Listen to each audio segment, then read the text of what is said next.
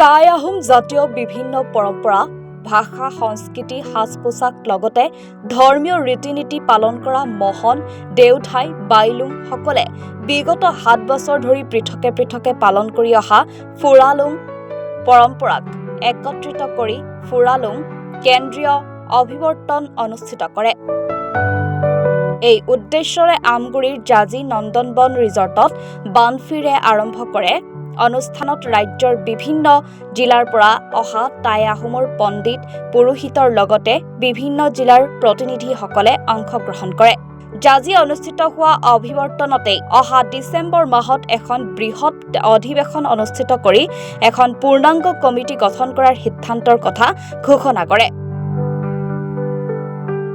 আপোনালোকক সংবাদ মাধ্যমক প্ৰথমতে ধন্যবাদ দিছোঁ। আজি আমাৰ লগতে আমাৰ অসমৰ বিভিন্ন প্ৰান্তত থকা বংশধৰসকলক আজি আমাৰ শুভবাৰ্তা এটা আমি এই জাজি নন্দনবন হোটেলৰ পৰাই জনাব বিচাৰিছোঁ।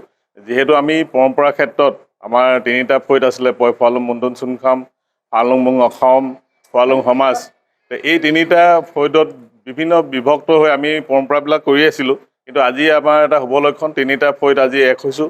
এক হৈ এখন আমি সমন্বয়ৰক্ষী সমিতি এখন গঠন কৰি সভাপতি মণ্ডলী, সম্পাদক মণ্ডলী গঠন কৰি আমি বিভিন্ন এই ক্ষেত্ৰত আমাৰ বিভিন্ন আমাৰ যিমানবিলাক শাখা নতুনকৈ এই তিনিটা ফৈদ লগ লাগি নতুনকৈ শাখা জিলা অনুষ্ঠিত কৰি আগন্তুক ডিচেম্বৰ মাহত আমি বৃহৎ আকাৰে অধিৱেশন অনুষ্ঠিত কৰি এখন পূৰ্ণাংগ নতুন কমিটি গঠন কৰা সিদ্ধান্ত লৈছোঁ, য'ত আমি 1 লাখৰো অধিক মানুহ আমাৰ বংশধৰসকলক লগ লগাই একগোট হৈ অনুষ্ঠিত কৰিব বিচাৰিছোঁ। আৰু আমি শুভবাৰ্তা এটা জনাব বিচাৰিছোঁ, কাৰণ ধৰ্মীয় অনুষ্ঠান এটা যিহেতু আমি 3 ভাগত বিভক্ত হৈ আছিলোঁ, আজিৰ পৰা আমি 1 ভাগত বিভক্ত হৈছোঁ।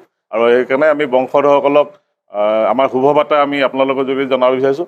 আৰু আমিও আজি তিনিটা ফৈদ একত্ৰীকৰণ হোৱাৰ বাবে আৰু এই সভাত আমি উপস্থিত থাকি নিজকে ধন্য বুলি মানিছোঁ। ধন্যবাদ। আমাৰ প্ৰায় আজিৰ পৰা প্ৰায় হৈ গ'ল 7 বছৰমান হ'ল। 7 বছৰ দি তিনিটা ফৈদ ভাগ বিভিন্ন ঠাইত বিভক্ত হৈছিলে। আজি আমি একগোট হ'লোঁ। আমগুৰিৰ পৰা ৱাকিল আহমেদৰ ৰিপৰ্ট, এনি ভাৰত 24।